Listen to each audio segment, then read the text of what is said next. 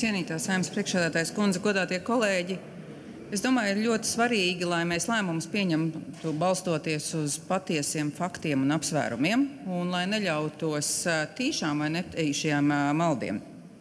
Un tādēļ, godātie kolēģi, vienkārši uzskatīju par savu pienākumu pieteikties debatēs pēc Kūtra kunga teiktā. Jo viens no argumentiem, kādēļ konvencijas denoncētāji par to iestājas, tiek lietots, ka neesot spēkā ratifikācijas likuma pielikumā pievienotā deklarācija. Šo argumentu mēs dzirdam neskaitāmas reizes. Kolēģi, deklarācija ir spēkā.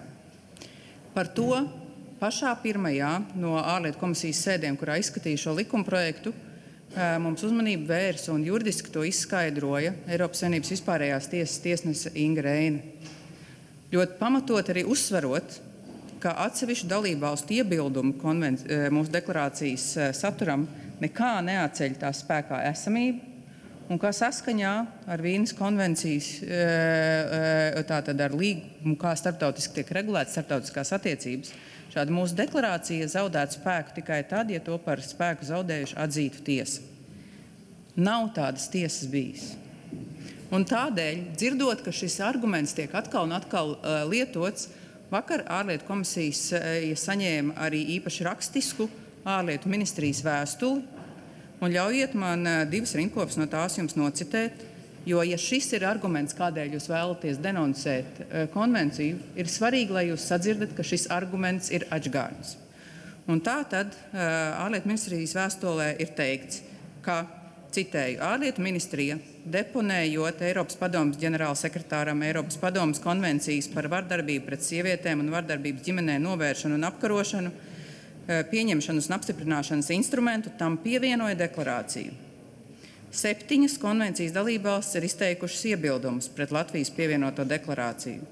Ārlietu ministrija norāda, ka šie iebildumi nesniedz juridiski saistošu vērtējumu par deklarācijas juridisko statusu. Iesniegtie iebildumi ietver vienīgi attiecīgo konvencijas dalībvalstu atsevišķo vērtējumu par deklarācijas būtību un atspoguļo viedokļu atšķirības starp dalībvalstīm. Taču šie iebildumi juridiski nepārkvalificē pievienoto deklarāciju par neatļautu atrunu, nedz arī to padara par spēkā neesošu un paši par sevi nenosaka Latvijas pievienotās deklarācijas juridisko statusu. Ārlietu ministrija uzsver, ka neviena konvencijas dalībvalsts līdz šim nav iesniegusi prasību tiesā pret Latviju saistībā ar konvencijas noteikumu piemērošanu, interpretēšanu vai par tās pievienoto deklarāciju. Ņemot vērā augstāk minēto, ārlietu ministrija vērš Saeimas ārlietu komisijas uzmanību uz apstākli, ka Latvijas pievienotā deklarācija nav atsaukta un juridiski ir spēkā esoša. Godātie kolēģi, ratifikācijas likumam pievienotais pielikums, deklarācija, ka šī konvencija tiek īstenota satversmes izpratnē un tvērumā, ir spēkā esoša. To ir apstiprinājuši tiesneši, ārlietu ministrija un vakar ārlietu komisijas sēdē. To, ka šī deklarācija paliek spēkā esoša, apstiprināja arī Saeimas juridiskais birojs. Tādēļ lūdzu, neļausimies nepatiesiem apgalvojumiem. Šis ir ļoti svarīgi un galvenais tiešām, kāds var būt noticējis, ka tā nav spēkā. Deklarācija ir spēkā.